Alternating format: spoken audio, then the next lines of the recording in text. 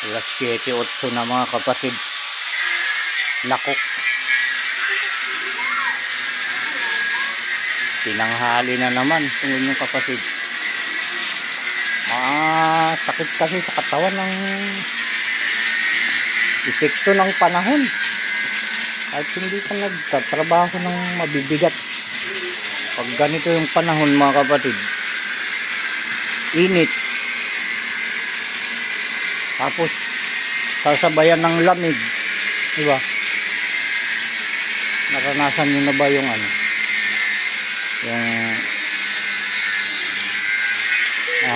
magpapabaga kayo ng bakal? Di ba? Sobrang init yun. Tapos bigla mong isasawsaw sa malamig. Alam niyo bang nangyayari pag ganun mga kapatid? Pag mahina-hina yung bakal, babaluktot eh.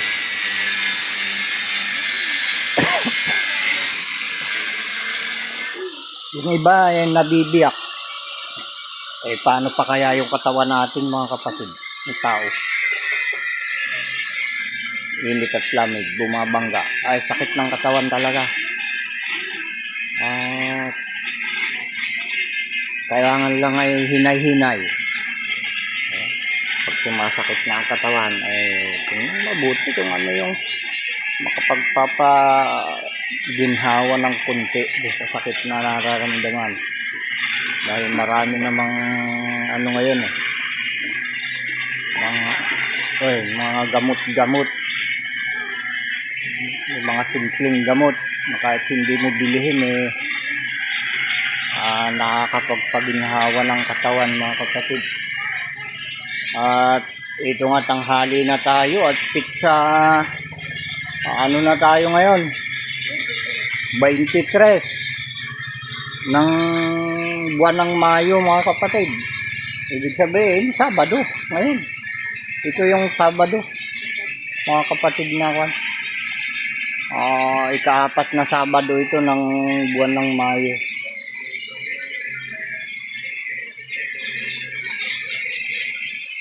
At hindi kami pag ganito na sa 30 ng Mayo ika-5 Sabado. Pag 5 ang Sabado mga kapatid, meron kaming isa na hindi kami sumasamba din. 4 lang Sabado ang sinasambahan namin sa loob ng isang buwan mga kapatid. Yun yung talagang original na pagsamba sa Ama. 4 na beses sa loob ng isang buwan. Ayan, nakalusot na naman. Mahirap kontrolin mapunta sa sa long video. Sa dami kasi ng gusto nating sabihin mga kapatid. Lumalampas, nandito na naman tayo sa long video. Ayan, dahil yun na nga, pumasok na tayo, baka pwede nating pakita sa inyo yung yung ginagawa ng anak ko. Iabot na natin ng 8 minutes para pasok sa may preview daw dun pang 8 minutes. At tingnan nga natin kung totoo. Lapitan natin mga kapatid. Maingay lang kasi, sana marinig nyo pa ako dito. Ayan, yan yung mabuti ayan.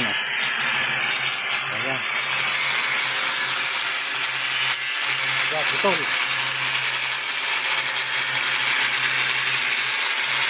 natin sa likod. Yan, nakitang-kita yung pabuuan niya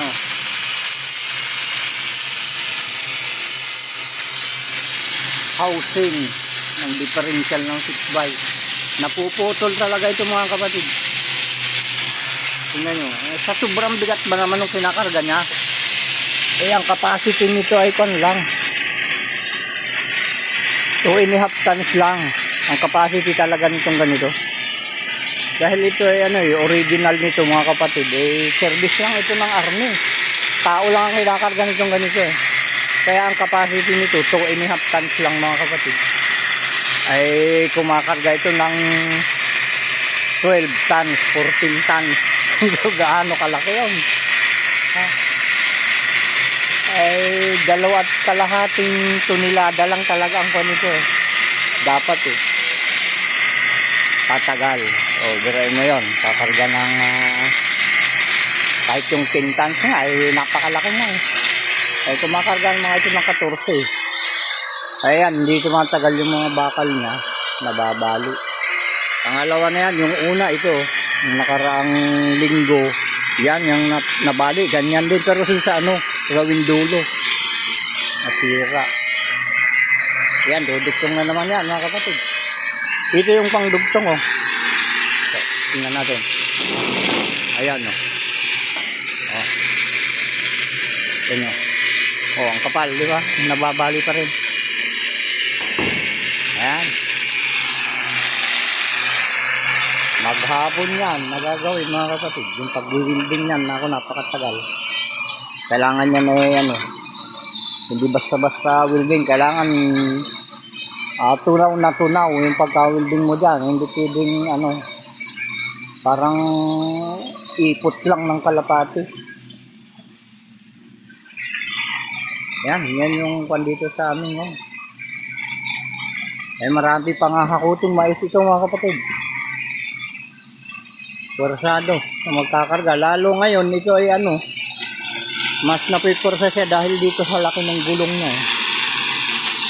Yung original na gulong nito mga kapatid, 750 lang. 750 by 20 rin. Ay ito ngayon ako na ito 825 by 20 rin. O bira mo kalaki, nilaki. Yung original niya talaga 750. Yung pang-army. Makitid yun eh, makitid. Na mas mababa. Yung original na. Tapos yung stud niya ngayon, tingnan, pansin nyo kung na. Conversion na rin. Hyundai na. Talagang pang tiniler na yan. Ang dami yung na-convert na hindi nakamat sa kanyang mga housing. Matibay yung mga nakakabit. Pero yung kinakabitan, humihina. Mas matibay yung mga kinakabit. Kaya sumusurrender yung housing na kinakabitan. Okay pa rin sana yan kung hindi ma-over capacity mga kapatid. Kahit tao baga, pag ma-over capacity, yung hindi mo kayang bubuhatin mo parang ano yun, malalagutan ka ng maliliit na ugat mga kapatid. At pag nagkaedad ka na, doon mo mararamdaman, marami ka ng ginagawa na hindi mo na magawa pag may edad ka dahil epekto nung pag nalalagutan ka ng maliliit na ugat. Gaya ko mga kapatid. Nabubuhat ko noon nabubuhat ko pa rin ngayon, kaya lang kakaibahan yung nararamdaman ko, hindi tumatagal yung resistensya. Saglit lang, pagod ka agad. Ayan. Ganyan din ang sasakyan mga kapatid, parang tao rin. Ang pinaka-doktor dito yung mga ganyan, mekaniko, welder, yung pinaka-doktor. At yung trabaho nito ay depende sa nagmamaneho o may-ari. Kaya nasa iyo rin lang na may-ari o nagmamaneho yung pagiging matibay o para maging matagal ang serbisyo ng sasakyan mga kapatid. Nasa iyo na nagmamanage o nagpapatakbo. Kailangan mga kapatid, kung may sasakyan ka o bago ka magkaroon ng sasakyan, bago ka kumuha, alamin mo muna kung ano ang sikreto ng mga sasakyan bago ka kumuha para sa ganun maiwasan mo yung palaging gastos, diba mga kapatid? Ang mamahal ng mga pyesa, yun ang ating unang pag-aralan kung ano ang mga kailangan para maging matibay, matagal gamitin, masulit bago masira. At hindi talaga basta masisira ang sasakyan basta hindi ka maglalagay o magkakarga ng hindi naangkop sa kanyang mga pyesa. Diba mga kapatid? Ganun lang yun mga kapatid. Okay. Sinais nakapag-share ako sa inyo ng kaunting kaalaman tungkol ah, sa sasakyan, patungkol sa sasakyan mga kapatid. Dahil ako mga kapatid, hindi sa pagyayabang, 13 pa lang ang edad ko, nandyan ako, dyan ako lumakas sa sasakyan, na marami akong natutunan. At gusto ko rin ma-share sa inyo. Dahil tayo ay nasa public, kailangan pag lumabas ka sa publiko, may makita at matutuhan sa iyo ang mga taong nanonood sa iyo kung ano yung mabuti, kung ano yung tama mga kapatid, kung ano yung nararapat. Yun ang dapat nating paghati-hatian mga kapatid. Alisin na yung mga kasinungalingan na yan, mga pangdadaya na yan, alisin na natin yan mga kapatid. Hindi magandang epekto eh. Sumasama ang paligid dahil sa pangdadaya mga kapatid. Ramdam niyo ba yun? Yun lang mga kapatid. Salamat sa panonood.